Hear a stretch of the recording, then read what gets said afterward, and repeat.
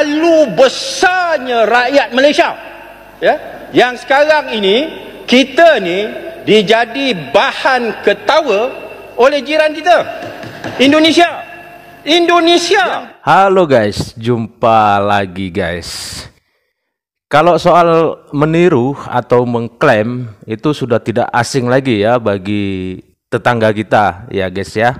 Dan itu sepertinya sudah menjadi sebuah tradisi bagi mereka. Baru kedua, sombong. Kalau soal kesombongan ini mereka juga salah satu rajanya di alam semesta ini. Karena sama-sama kita tahu mereka kan istimewa. Jadi mereka ini wajib sombong guys. Itu sudah kewajiban sama mereka. Dan contoh salah satu kesombongan mereka itu adalah tentang bahasa. Ya, teman-teman pasti tahu kan, ada profesor tua ya gembar-gembor mengatakan bahasa Indonesia tidak ada. Ya kan? Seperti ini videonya. Indonesia kata bahasa Indonesia.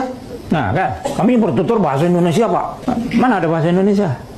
Mana ada bahasa Indonesia? Mana ada bahasa Indonesia? Mana ada bahasa Indonesia? Ya kan? Itu kan sombong banget ya kan. Pede bener ya kan mengatakan bahasa Indonesia tidak ada. Tetapi banyak di kamusnya sendiri menyerap kosakata bahasa Indonesia. Menyerap atau mencuri, guys? Iya, guys, menyerap atau mencuri ini judulnya ini.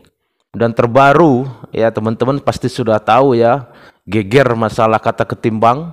Ujung-ujungnya ketimbang juga diserap masuk ke kamus mereka. Bahkan bukan cuma hanya ketimbang, ada banyak kosakata bahasa Indonesia dimasukkan ke kamusnya mereka.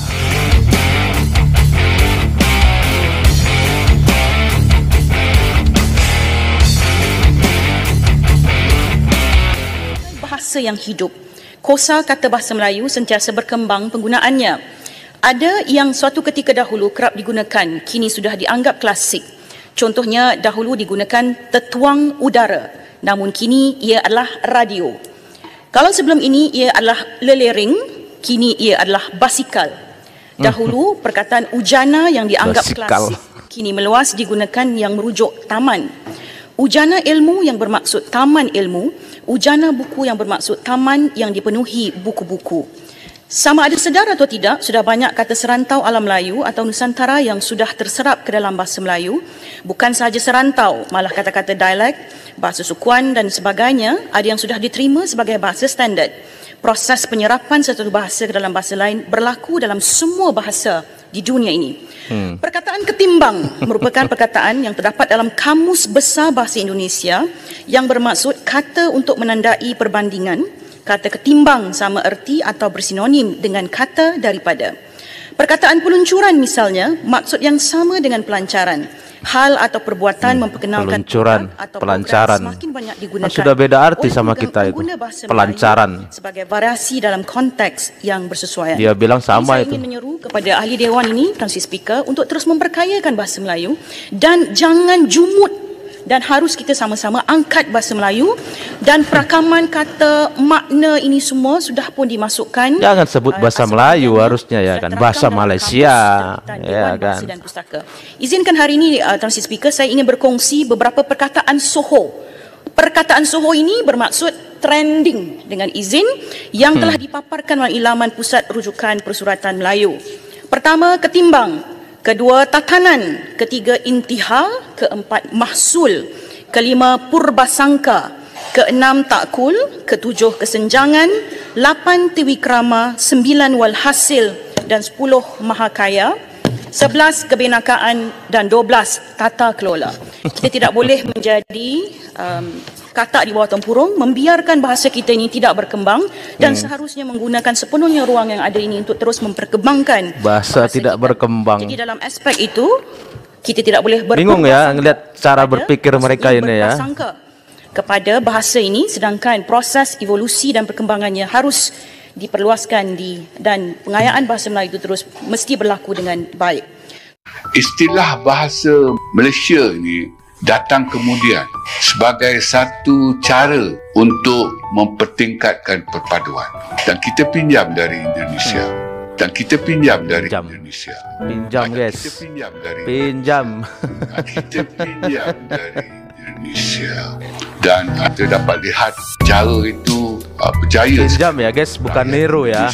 Minjam. Begitu teruja dengan bahasa negara mereka, nama nasional bahasa Indonesia, dan mampu dah dengan nama itu rakyat Indonesia yang dari kelompok pribumi itu saja kan 1,500 suku itu dapat disatupadukan. Jadi kita fikir itu cara. Mau mengayakan bahasa Melayu, Malaides katanya guys. Tapi menyerap ya kosakata dari bahasa Indonesia. Satu sisi sombong mengatakan bahasa Indonesia tidak ada, tetapi di satu sisi selalu saja menyerap apapun kosakata yang ada di bahasa Indonesia. Memang ya orang-orang Malaides ini ya nggak tahu malu memang, ya kan? Nggak tahu malu, asli nggak tahu malu. Semua ditiru dari Indonesia, tapi sombongnya, kebangetan. Kan sombong banget itu mengatakan bahasa Indonesia tidak ada. Hah? Bukan cuma hanya profesor itu aja, itu semua itu mayoritas orang-orang itu di sana itu mengatakan itu. Tapi seenak udelnya menyerap kosakata bahasa kita aja, Pak. Ini apa enggak orang-orang yang enggak tahu diri, yang enggak tahu malu? Ya kan? Jadi kalau menurut teman-teman gimana nih? Kasih komentar ya. Dan sampai di sini dulu teman-teman videonya. Semoga video ini bermanfaat. Sampai ketemu lagi di video-video selanjutnya. Tetap semangat. Salam sukses buat kita semua.